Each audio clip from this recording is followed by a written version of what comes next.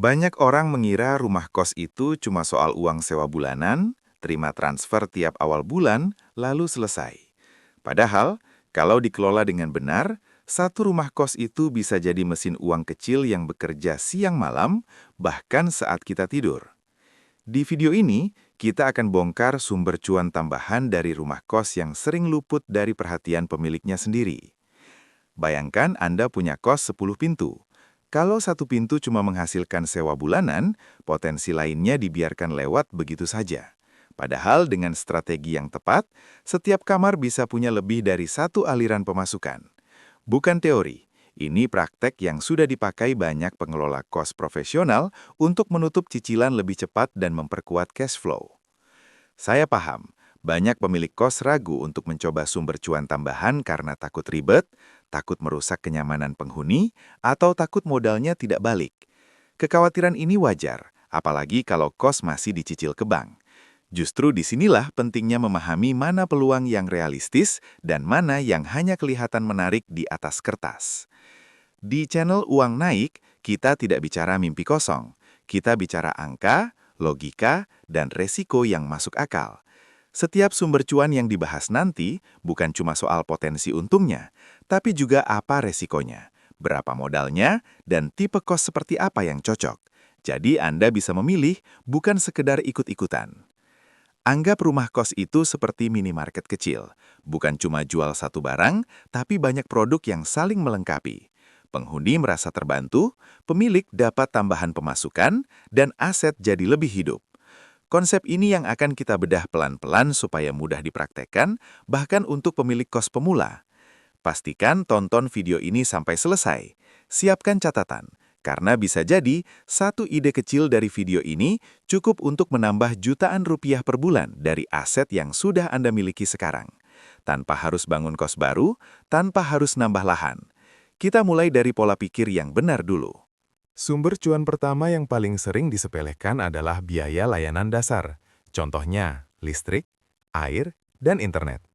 Banyak pemilik kos masih menyatukan semuanya ke harga sewa. Padahal, jika dipisah dengan skema yang rapi, selisihnya bisa jadi tambahan cash flow rutin tanpa menurunkan minat penghuni. Ambil contoh listrik. Jika tarif listrik per kamar rata-rata Rp150.000 per bulan, Anda bisa kenakan Rp200.000 dengan sistem flat. Selisih Rp50.000 dari 10 kamar berarti Rp500.000 per bulan. Dalam setahun, itu setara satu kamar gratis tanpa perlu bangun apa-apa. Sumber cuan kedua datang dari layanan laundry internal. Mayoritas penghuni kos adalah mahasiswa dan karyawan yang menghargai kepraktisan. Dengan menyediakan laundry kiloan di area kos, Anda bukan cuma menjual jasa, tapi menjual kenyamanan. Modal mesin bisa balik dalam hitungan bulan jika okupansi stabil. Yang perlu diperhatikan, jangan memaksa semua penghuni memakai layanan laundry. Biarkan ini menjadi opsi. Justru karena opsional, tingkat komplain rendah dan margin tetap sehat. Resiko utamanya adalah operasional, jadi pastikan ada sistem, entah dikelola sendiri atau kerjasama dengan pihak ketiga. Sumber cuan ketiga adalah penyewaan fasilitas bersama, seperti dispenser galon, kulkas bersama, atau rice cooker. Barang-barang ini kelihatannya sepele, tapi kalau disewakan dengan skema patungan ringan, hasilnya stabil dan jarang ditolak penghuni. Analogi sederhananya seperti iuran, kecil tapi rutin. Di tahap ini, pola pikir yang perlu dipegang adalah jangan mencari untung besar dari satu sumber, tapi kumpulkan banyak aliran kecil yang saling menguatkan. Seperti sungai, bukan satu air terjun besar, tapi banyak aliran kecil yang akhirnya jadi arus deras ke rekening Anda. Sumber cuan keempat datang dari area parkir. Banyak rumah kos punya lahan parkir terbatas, tapi justru disitulah nilainya. Dengan pengaturan yang jelas, parkir motor dan mobil bisa menjadi pemasukan tambahan yang konsisten, terutama di kos karyawan. Bahkan selisih Rp20.000 per kendaraan sudah berarti kalau volumenya stabil. Yang penting, parkir jangan dikelola asal-asalan. Buat sistem, entah stiker, nomor slot, atau kartu parkir. Penghuni merasa tertib, Anda punya kontrol. Resiko utamanya adalah konflik antar penghuni. Jadi sejak awal, parkir harus punya aturan tertulis agar tidak jadi sumber masalah di kemudian hari. Sumber cuan kelima adalah penyewaan furnitur tambahan. Kasur premium, lemari lebih besar, meja kerja ergonomis, ini semua punya pasar. Banyak penghuni bersedia bayar lebih mahal untuk kenyamanan, apalagi pekerja remote dan karyawan level menengah. Ini contoh upselling yang sehat di bisnis kos. Hitungannya sederhana, jika satu set furnitur tambahan disewakan 100.000 per bulan dan biaya belinya 1 juta, maka balik modal dalam 10 bulan. Setelah itu, furnitur berubah menjadi aset kecil yang terus menghasilkan. Risiko tetap ada, seperti kerusakan, jadi pastikan ada deposit atau perjanjian tertulis. Sumber cuan keenam adalah kerjasama dengan merchant sekitar, seperti warung makan, catering, atau penyedia air galon. Pemilik kos bisa mendapat komisi dari setiap transaksi atau biaya penempatan. Ini cuan yang sering tidak terlihat, tapi sangat minim modal dan minim resiko. Di tahap ini, rumah kos Anda mulai naik kelas, bukan lagi sekedar tempat tidur, tapi ekosistem kecil yang saling menguntungkan. Penghuni betah, mitra usaha senang, dan Anda sebagai pemilik mendapatkan arus kas tambahan yang lebih stabil, tanpa harus menambah bangunan. Sumber cuan ketujuh datang dari pemanfaatan ruang dan perhatian, yaitu iklan. Dinding kosong, papan pengumuman, atau grup WhatsApp penghuni bisa menjadi media promosi yang bernilai. Brand lokal, laundry luar, hingga aplikasi keuangan sering mencari akses langsung ke segmen mahasiswa dan karyawan yang tinggal di kos. Skemanya tidak harus ribet, bisa berupa biaya bulanan untuk pasang poster atau kerjasama promosi dengan sistem komisi. Resiko utamanya adalah kenyamanan penghuni, jadi pastikan iklan relevan dan tidak berlebihan. Prinsipnya sederhana, jangan jadikan kos seperti baliho berjalan. Sumber cuan ke-8 adalah vending machine atau mesin otomatis, seperti minuman, snack, atau air minum isi ulang. Mesin ini bekerja 24 jam tanpa perlu dijaga. Untuk kos dengan lebih dari 20 penghuni, potensi perputaran uangnya cukup menarik, terutama di area yang minim warung malam. Jika modal membeli mesin terasa berat, opsi kerjasama bagi hasil jauh lebih aman. Anda menyediakan lokasi dan listrik, mitra mengurus mesin dan stok. Margin memang lebih kecil, tapi resikonya juga rendah. Ini contoh cuan yang cocok untuk pemilik kos yang ingin tambahan income tanpa pusing operasional. Sumber cuan ke-9 berasal dari penyewaan ruang kecil untuk usaha, seperti jasa potong rambut, kedai kopi mini, atau tempat fotokopi. Selama tidak mengganggu ketertiban, ruang sisa bisa berubah menjadi aset produktif. Banyak usaha kecil rela membayar karena langsung punya pasar di depan mata. Di titik ini, rumah kos Anda bukan cuma aset pasif, tapi platform bisnis. Setiap meter persegi punya fungsi dan nilai. Tantangannya bukan lagi cari peluang, tapi memilih mana yang paling cocok dengan karakter penghuni dan kapasitas Anda sebagai pengelola.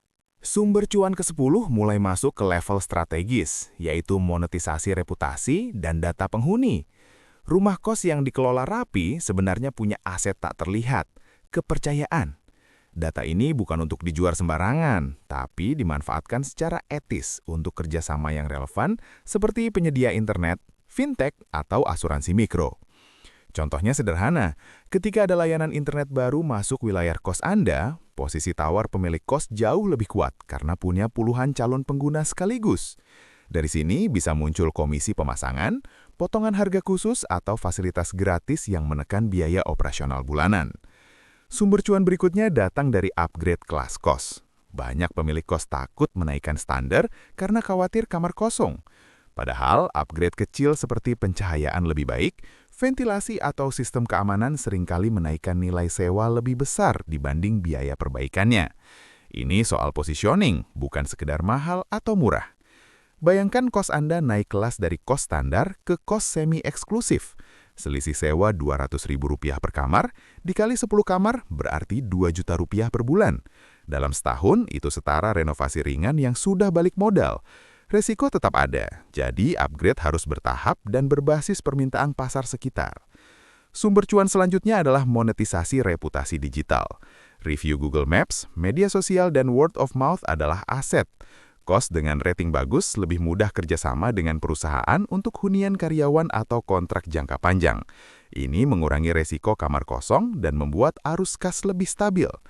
Di fase ini, pemilik kos berpindah peran, bukan lagi sekedar penagih sewa, tapi pengelola aset yang sadar nilai jangka panjang.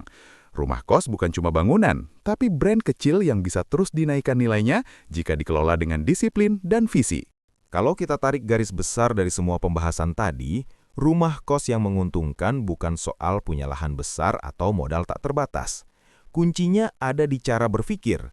Aset yang sama, di tangan pengelola yang berbeda, bisa menghasilkan angka yang sangat berbeda. Disinilah pemilik kos harus naik level dari sekedar pemilik menjadi pengelola yang sadar strategi. Perlu diingat, tidak semua sumber cuan harus dijalankan sekaligus. Justru kesalahan paling sering adalah terlalu rakus di awal. Mulailah dari yang paling sederhana, paling minim konflik, dan paling sesuai dengan karakter penghuni kos Anda. Seperti membangun fondasi rumah, yang penting kuat dulu, bukan langsung tinggi. Resiko selalu ada. Penghuni bisa komplain, alat bisa rusak, kerjasama bisa tidak berjalan mulus. Tapi resiko terbesar justru adalah membiarkan aset bernilai ratusan juta atau miliaran rupiah hanya bekerja satu arah. Properti yang sehat itu bukan yang kelihatan mewah, tapi yang punya arus kas stabil dan terkontrol. Sekarang coba ambil waktu 10 menit saja. Catat rumah kos Anda punya apa, berapa kamar, siapa penghuninya, dan fasilitas apa yang belum dimonetisasi. Dari situ, pilih satu ide yang paling masuk akal untuk diuji coba dalam 30 hari ke depan. Fokus uji coba kecil, bukan perubahan besar. Ingat, kebebasan finansial dari properti bukan datang dari satu keputusan besar, tapi dari banyak keputusan kecil yang konsisten. Setiap tambahan 100.000 yang dikelola dengan benar akan memperkuat posisi keuangan Anda dalam jangka panjang. Ini permainan sabar, bukan sprint. Kalau video ini membuka sudut pandang baru buat Anda, pastikan subscribe channel Uang Naik. Di sini kita tidak menjual mimpi cepat kaya, tapi membangun logika finansial yang bisa dipakai seumur hidup. Tulis di komentar, sumber cuan mana yang paling ingin Anda coba dari rumah kos Anda sendiri?